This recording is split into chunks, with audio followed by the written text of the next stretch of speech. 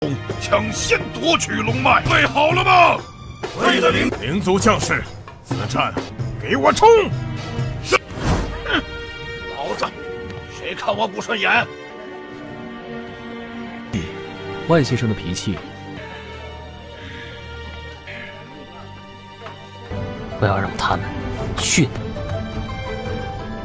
血往大陵，账就账，一块算。父亲，我看这东荒不还好像没用的东西，还敢。Halo semuanya, selamat datang di Ruang Film. Bagaimana kabar kalian semua? Semoga selalu sehat dan baik-baik saja. Sesuai jadwal, jadi pada hari ini kita akan kembali melanjutkan series Donghua Supreme God Emperor episode 246 sampai 250. Di bagian sebelumnya, di Dong Huang, Muyun bersama dan Huang Xing mencoba memberikan bantuan kepada Huang Zetian, yang mana itu mendapatkan serangan dari Huang Ming. Alhasil Huang Ming dan pasukannya berhasil dikalahkan dengan sangat mudah. Dari pertarungan itu, Muyun mulai mendapatkan kepercayaan dari Huang Zetian dan Huang Xing yang diputuskan untuk menjadi penerus penguasa Huang. Setelah itu, Muyun memutuskan untuk pergi ke sebuah tempat yang berbahaya, yakni Gunung Dahuang. Di sini, Muyun sempat mendapatkan serangan dari kadal Cakar 4. Hingga pada akhirnya Muyun mampu menjinakkannya karena mendapatkan bantuan dari Gulungan Jusian. Bahkan Gulungan Jusian juga membantu Muyun menerobos ke altar jiwa tingkat 9. Dan ia juga telah menyempurnakan senjata surgawi milik Muyun menjadi senjata semi suci. Beberapa hari setelahnya terlihat beberapa sekte dari Zhongzhou maupun di luar Zhongzhou mulai bersiap untuk pergi ke Donghuang demi Nadi Naga.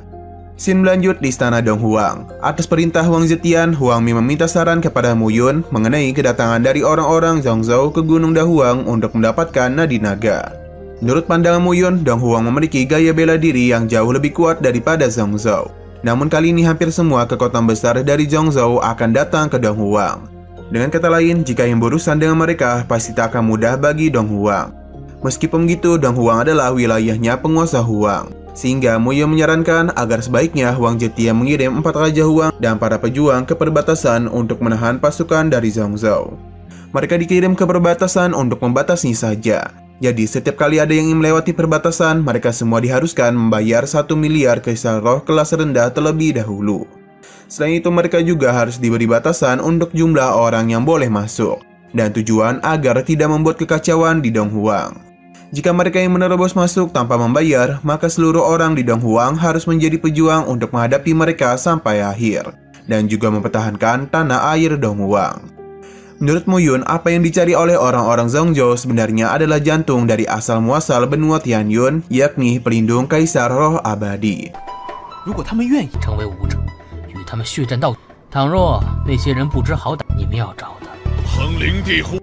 Di wilayah perbatasan Donghuang, terlihat Daling dan Sang Ming sedang memberikan pidato semangat juang kepada pasukannya sebelum memasuki wilayah Donghuang. 抢先夺取龙脉，备好了吗？会的，灵族将士，此战给我冲！是。 Setelah itu, Daling, Sang Ming, dan seluruh pasukannya mulai melanjutkan perjalanan hingga pada akhirnya tiba di perbatasan. Sesampai di sana, mereka dikejutkan oleh keberadaan Sekte 7 Bintang yang ternyata sudah sampai di perbatasan. Lantas, Daling pun memerintahkan Sang Ming untuk pergi menghampiri Komandan Xing Nanjin. Xing Nanjin kemudian mulai menanyakan mengenai berapa jumlah kristal roh yang dimiliki oleh pasukan roh. Mendengar ucapan Xing Nanjin, Daling dan Sang Ming menjadi sangat kebingungan mengenai kristal roh yang dimaksud. Oleh karena pasukan ras roh belum mengetahui apapun, Xing Nanjin memberitahu kalau mereka diwajibkan untuk memberikan 1 miliar kristal roh sebelum memasuki Donghuang. Jika menolak untuk membayar, maka tak mau mereka harus menghadapi perlawanan dari seluruh Donghuang. Dan hal itu akan membuat kerugian untuk mereka sendiri. Menyadari persyaratan itu, Daling menjadi begitu kesal dan menganggap kalau Donghuang begitu licik. Berbeda dengan Xing Nanjin, ia justru merasa kalau persyaratan itu adalah ide yang bagus. Karena dengan begitu mereka tidak perlu berusaha payah untuk berperang yang sudah pasti akan membuat kerugian. Selesai memberitahu segalanya, Xing Nanjin pun langsung meninggalkan mereka dan segera masuk ke dalam Donghuang. Merasa takut kalau Nadi Naga akan direbut oleh orang lain, Daling pun memutuskan untuk meminta kristal roh yang ada pada Sang Ming. Oleh karena ras roh tidak menggunakan hal semacam kristal roh, Sang Ming hanya memiliki jumlah kristal roh yang tidak begitu banyak. Lantas Daling pun kemudian langsung mengumpulkan semua kristal roh yang dimiliki oleh pasukannya.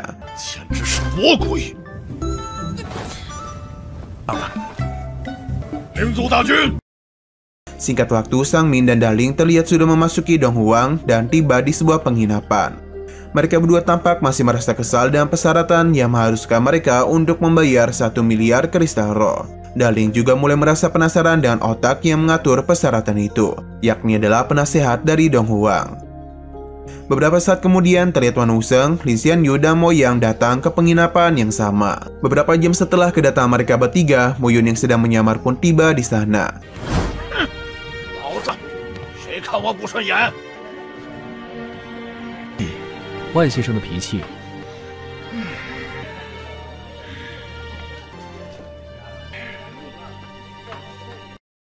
Penjaga toko yang bernama Ho itu memberitahu kepada Mo Yun kalau seluruh kamar pribadi telah penuh dan tidak ada lagi persediaan untuk Mo Yun. Bukan bertujuan untuk menyewa kamar pribadi, Mo Yun justru hanya ingin memesan makanan dan minuman seperti yang biasa ia pesan sebelumnya. Mo Yun juga membayarnya dengan sebuah kristal roh. Akan tetapi penjaga toko Hao justru menolak pembayaran Mo Yun. Sebab terakhir kali Mo Yun datang, ia sudah membayar terlalu berlebihan. Melihat sosok Mo Yun dengan jubah dan masker yang menutupi wajahnya, Wan Wuseng mengatakan kalau penampilan pria itu terlalu sok misterius. Perlu diketahui, selain orang-orang dari Dong Huang, tidak ada satupun orang yang mengetahui kalau Mo Yun sebenarnya masih hidup. Tak terima dengan ucapan dari Wan Wuseng, salah satu pejuang dari Dong Huang pun mulai mencari gara-gara dengan Wan Wuseng. Sewaktu dua pejuang Dong Huang dan Wan Wuseng nyaris bertarung, Mo Yun langsung menghentikan mereka bertiga dan mengingatkan kepada pejuang Dong Huang agar tidak mengganggu para pengunjung. 住手！你们这么做，非 Di waktu yang sama, datanglah cucu dari Yun Senkong, yaitu Yun Tianyu bersama dengan dua penjaganya. Baru saja datang, Yun Tianyu dan sangat berani mempermalukan Wan Wuseng dengan perkataannya di hadapan semua orang. Merasa kesal melihat cucunya Yun Senkong, Wan Wuseng pun mencoba ingin menyerangnya. Akan tetapi ia mengurungkan niatnya untuk menyerang karena dua penjaga Yun Tianyu yang berada di ranah transisi. Sambil berbicara dengan arogan kepada orang-orang aliansi Yun, Yun Tianyu tanpa rasa ragu meminum teh milik Mo Yun.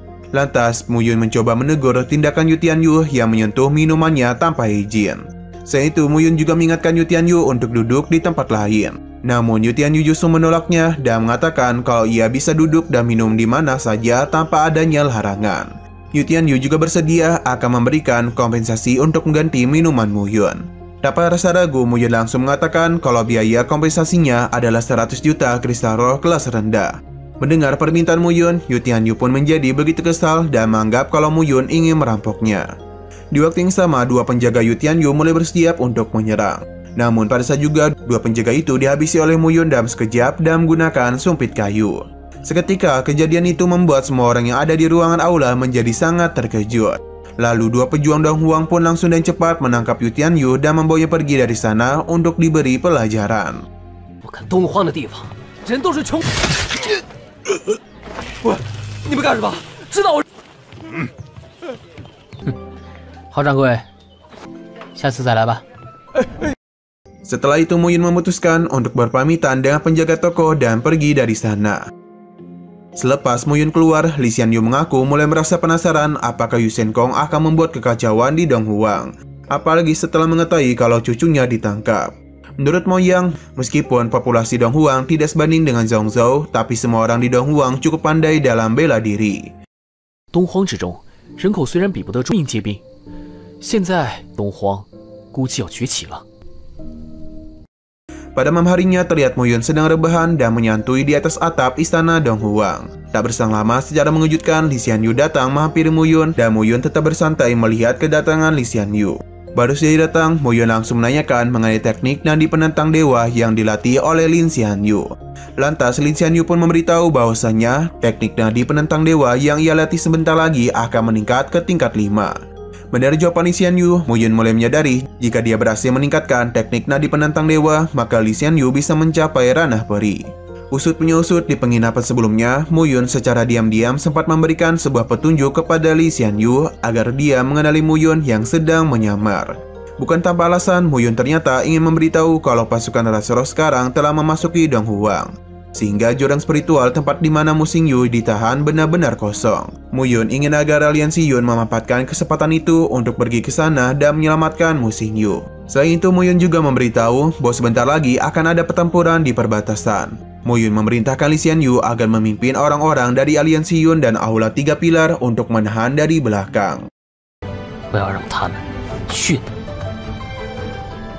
血往达陵，让旧账一块算。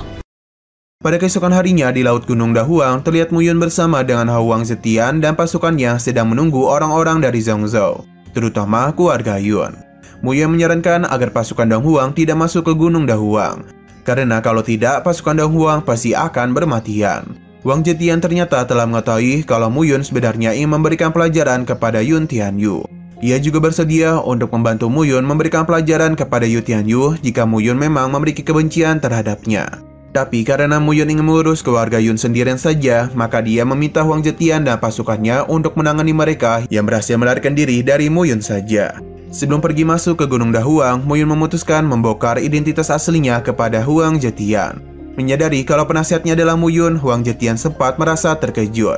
Ia juga sudah mengetahui kalau sosok Mu Yun memang memiliki pemahaman yang sangat mendalam tentang seni bela diri, serta mengenai pemurnian pil dan senjata. Di dalam wilayah Gunung Dahuang, nampak Yu Xinfeng menjadi begitu kesal karena tak dapat menemukan harta apapun. 父亲，我看着东荒不还好，没用的东西，还敢！我倒是要看出发。这少爷都敢笑，可是不好惹。 Kembali kepada Mu Yun dan hanya mengandalkan dirinya sendiri, ia terlihat mulai memasuki wilayah pegunungan Dahuang. Sementara itu, Yu Xinfeng, Yu Tianyu dan pasukannya tampak sedang diserang dan dikepung oleh kawanan kadal Cakar 4. Tak jauh dari sana, datanglah Mu Yun yang secara terang-terangan menunjukkan identitas aslinya kepada Yu Xinfeng dan Yu Tianyu. Melihat sosok Mu Yun yang masih hidup, Yu Xinfeng menjadi sangat terkejut dan merasa tak menyangka kalau Mu Yun masih belum meninggoy. Sewaktu Mu Yun memperlihatkan alter jiwa tingkat 9-nya, Yu Xinfeng justru mentertawakannya dan menganggap remeh Mu Yun. Yu Xinfeng kemudian langsung memerintahkan kepada dua pengawalnya untuk menyerang Mu Yun. Akan tetapi dua pengawalnya itu langsung meninggoy hanya dalam satu kali tebasan oleh Mu Yun. Merasa takut dihabisi oleh Mu Yun, Yu Xinfeng berusaha memberitahu kalau dirinya telah menjaga ibu Mu Yun dari Yun Senkong. Bukannya mengampuni, Mu Yun justru langsung memerintahkan seluruh kadal Cakar 4 untuk menyerang Yu Xinfeng dan Yu Tianyu. Setelah Yu Xinfeng dan Yu Tianyu dibawa pergi oleh kawanan kadal Cakar 4, Mu Yun secara tak sengaja menemukan Zheng Hui dan pasukannya. Gong, 你放心，一步不会退10步。 Kemudian secara tiba-tiba, Mu Yun mulai memberikan serangan secara brutal kepada pasukan Sengdan. Di sisi lain terlihat Daling yang hanya sendirian sedang mencari pintu masuk menuju Nadi Naga. Usut punya usut, Daling ternyata telah memerintahkan Sang Ming untuk memimpin pasukan Ras Roh kembali ke jurang spiritual untuk menjaga Mu Xingyu. Setelah beberapa saat datanglah Xing Beiyu, Xing Nanjin bersama dengan pasukan Sekte 7 Bintang. Yang mengatakan kalau meskipun Daling sampai di Nadi Naga duluan, namun bukan berarti dialah yang akan mendapatkan hartanya. Mereka semua kemudian langsung bergegas untuk berlomba-lomba menaiki tebing menuju pintu masuk. Sesampai di atas tebing, mereka dikejutkan dan pangeran ketiga dari Ras Tulang yang ternyata sudah sampai terlebih dahulu. 就隐藏在一族还真是隐藏的深，子可是被慕云斩，慕云不是已经死了，灵帝亲自出手，才将慕，还要多谢你们呢。却什么事都没干。哦，我想还不是我想才是真。 Tak hanya dari Ras Tulang saja, dua orang yang berasal dari Sekte Burung Suci, yaitu Su Yiji dan Su Yiming, ternyata juga sudah tiba lebih awal. Sewaktu Su Yiji dan Su Yiming datang, perdebatan pun terjadi antara mereka berdua dengan Daling. Perdebatan mereka menjadi begitu intens sampai membuat Daling beradu kekuatan dengan Su Yiming. Pada saat yang bersamaan, Xing Beiyu mencoba menenangkan mereka berdua dan mengatakan kalau mereka berdua saling bertarung, maka harta yang ada di Nadi Naga pasti akan diambil terlebih dahulu oleh orang lain. Mendengar ucapan Xing Beiyu, Daling pun memutuskan untuk berhenti beradu kekuatan dan mulai melanjutkan perjalanan. Sementara itu, Mu Yun terlihat telah menghabisi seluruh pasukan Sekte Sengdan termasuk Zheng Hui. Pada saat juga Mu Yun melihat pasukan-pasukan dari sekte lainnya mulai mendekati pintu masuk Nadi Naga. Sehingga Mu Yun memutuskan untuk pergi masuk lebih dulu ke dalam. Sampai di dalam Nadi Naga, Mu Yun secara tak sengaja menemukan Menggualing atau Raja Darah, Peri Yunzi, Lei Yunzi, dan Wang Zize. Setelah itu Mu Yun mencoba pergi memeriksa di sisi lain di bagian luar dari Nadi Naga. Hingga pada akhirnya Mu Yun menemukan Wang Xinyu dan Li Zelin yang sedang berjaga di luar dan menunggu Wang Zize. 大家彼此人生空和圣缺不来，界限及神圣之门，暂时合作。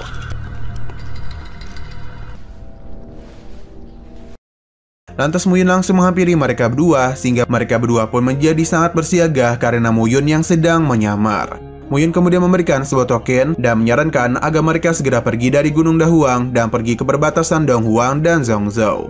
Agar mereka berdua mau pergi dari Gunung Dahuang, Muyun mencoba mengancam mereka berdua untuk berpura-pura menjadi bagian dari ras roh.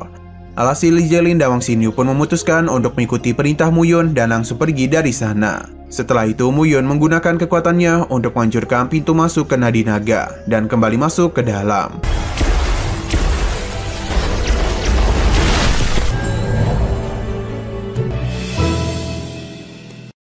Singkat waktu, sesampai Wang Xinyu dan Li Jielin di bawah, Wang Xinyu mulai merasakan sebuah kecurigaan dan berpikir kalau orang yang sebelumnya memberikan token adalah Muyun. Selain itu, mereka juga melihat satu-satunya kekuatan yang hanya dimiliki oleh Muyun, yakni 7 warna bulu di pintu masuk Nadi Naga. Menurut Li Jielin, Muyun menyuruh mereka berdua untuk pergi ke perbatasan pasti karena Muyun akan melakukan sesuatu. Sehingga mereka berdua pun memutuskan untuk terus melanjutkan perjalanan menuju perbatasan. Di dalam Nadi Naga, Muyun tampak merasakan sebuah tekanan yang sangat kuat dari gravitasi yang ada di sana. Lantas, Muyun bergegas untuk menangkalnya dengan kekuatan hati pedang. Alhasil, Muyun dapat melanjutkan perjalanannya tanpa merasakan gravitasi yang menekannya. Beberapa saat kemudian, Muyun dikejutkan oleh seorang pengawal yang berlari ketakutan karena dikejar oleh seekor monster. Pada saat juga muncullah sebuah katak raksasa yang menghabisi pengawal itu sekaligus menyerang Muyun.